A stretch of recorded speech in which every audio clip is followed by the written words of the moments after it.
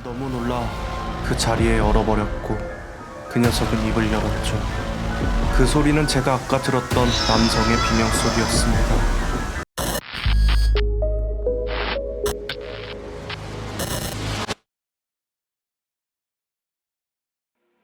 오늘의 괴물도감, 숲속의 비명, 앵무새 인간, 지아바레스. 10세기 말 중세 유럽, 모든 무역품은 코논성을 지난다고 해도 과언이 아니다. 라는 말이 있을 정도로 귀족 중 가장 부유하다는 코논 백작. 하지만 최근 무역로 중 하나인 오벨크 숲에서 무역 상인들이 잇따른 실종 및 사망 사건의 골머리를 앓고 있었죠. 사실 오벨크 숲을 통하는 무역품들의 양과 가치는 그리 크지 않아 시시하며 넘어가는 분위기였지만 코논 백작을 충격에 빠뜨린 큰 사건이 발생합니다.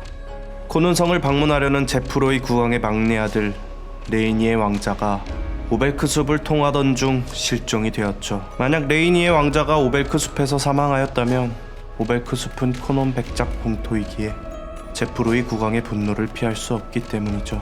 코논 백작은 급히 병사들을 꾸리고 오벨크 숲으로 향했습니다. 하지만 몇 주가 지나도 수사는 진전이 없었고 숲속을 낱낱이 파헤쳐봐도 왕자의 실오라기 하나 찾을 수 없었죠.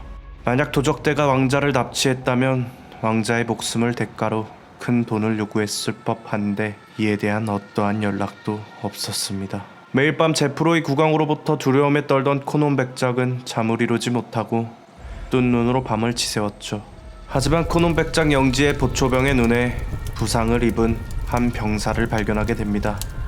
병사의 갑옷에는 제프로이 왕가의 무늬가 있었으며 그 배에선 피가 새고 있었고 필사적으로 상처 부위를 부여잡고 있었죠.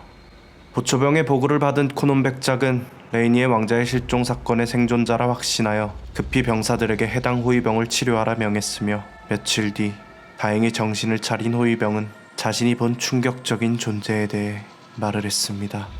저는 레이니의 왕자님을 호위하며 오벨크 숲을 걷고 있었습니다. 얼마 안가 왕자님은 발걸음을 멈추시고 자꾸 비명소리가 들린다고 하셨죠. 그리곤 저에게 확인을 해보라 하셔서 저는 그 소리를 확인하기 위해 숲으로 향했습니다. 그렇게 소리를 따라가던 중 왕자님께서 들었다는 소리가 들렸는데 자세히 들어보니 사람의 비명소리였습니다. 심각한 상황을 직감한 저는 횃불을 이리저리 비추며 가까이 다가갔습니다. 얼마 가지 않아 마른 피가 엉겨붙은 숯불이 있더군요. 저는 그 사람이 야생동물의 공격을 받았다고 생각해 허리춤에 있던 칼을 빼곤 주변을 경계하며 숲을 지나 그 소리 끝에 당도하였습니다. 그곳엔 소름 돋는 물체가 지그시 쳐다보고 있었습니다. 마치 기다렸다는 듯. 저는 너무 놀라 그 자리에 얼어버렸고 그 녀석은 입을 열었죠. 그 소리는 제가 아까 들었던 남성의 비명소리였습니다. 그 녀석은 사람의 비명소리를 소름 돋게 똑같이 따라하며 저를 바라보고 있었죠. 그 괴물의 생김새는 언뜻 보면 머리는 앵무새와 닮아 있었지만 분명 사람처럼 서 있었습니다. 덩치는 곰이 강아지처럼 보일 정도로 컸습니다. 피가 묻은 누런 부리는 작은 송아지 한 마리쯤은 한 번에 집어삼킬 정도로 그 크기가 거대했죠. 그리고 뾰족하고 긴 장대 같은 발톱으로 저를 공격하였습니다. 뜨거운 피가 피부를 통해 느껴졌고 찢어지는 고통이 밀려왔지만 살아야겠다는 생각만 가진 채 저는 무작정 도망쳤습니다. 왜인지 모르겠지만 그 녀석은 쫓아오지 않았죠. 왕자님을 버리고 도망친 건 정말 큰 죄이지만 도망칠 수밖에 없었습니다. 이후 그 즉시 코논 백작은 군병들과 함께 왕자의 호위병이 말한 장소로 이동했으며 호위병이 말한 장소에는 마른 피들이 엉겨붙은 숯불이 즐비하였고 루메 왕조의 무늬가 새겨진 망토가 나무에 걸려 있었죠. 코논 백작은 체념한 듯 고개를 떨구었습니다.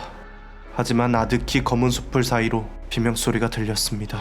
해당 비명소리가 왕자라고 확신한 코논 백작은 급히 모든 군병들과 함께 목소리를 쫓으며 달려나갔습니다. 그 이후 소리 끝에 다다랐을 땐 호위병이 말한 앵무새 인간이 서 있었습니다. 그리고 그 옆엔 살해당한 왕자의 시체가 있었죠. 앵무새 인간은 왕자의 비명소리를 소름 돋게 따라하며 백작과 군사들을 향해 한 발 한 발 다가갔습니다. 순간 코논 백작은 깨닫습니다. 이 괴물은 왕자의 병사를 일부러 놓아주어 우리를 끌어들였구나 하고요.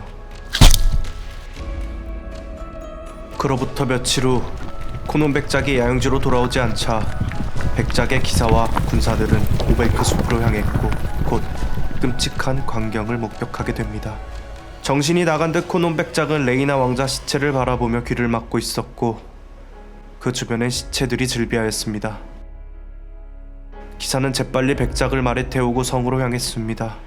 그날 이후 백작의 서기관은 그날 백작과 살아남은 병사들에게 보고 들은 모든 내용을 정리하여 제프로이 국왕에게 보고하였습니다.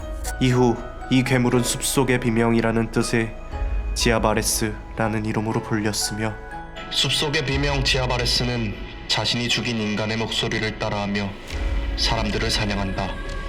오베크 숲 사건 역시 모두 새벽에 이루어진 것으로 보아 지아바레스는 야익성이며 밤에 사냥한다.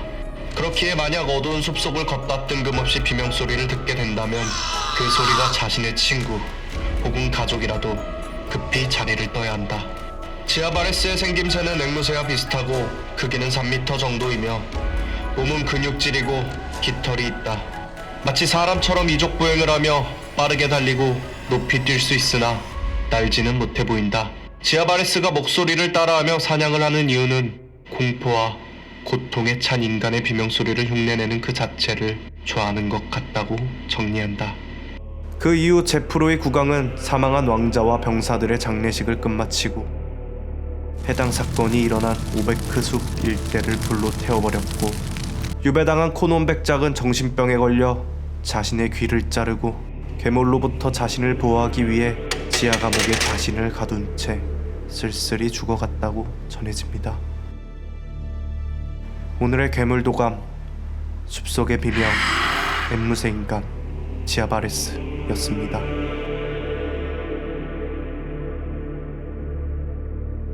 안녕하세요. 괴물연구소장 K입니다. 매주 토요일 밤 9시 15분 신비한 괴물 이야기를 만나보세요. 구독과 좋아요는 괴물연구에 큰 도움이 됩니다. 감사합니다.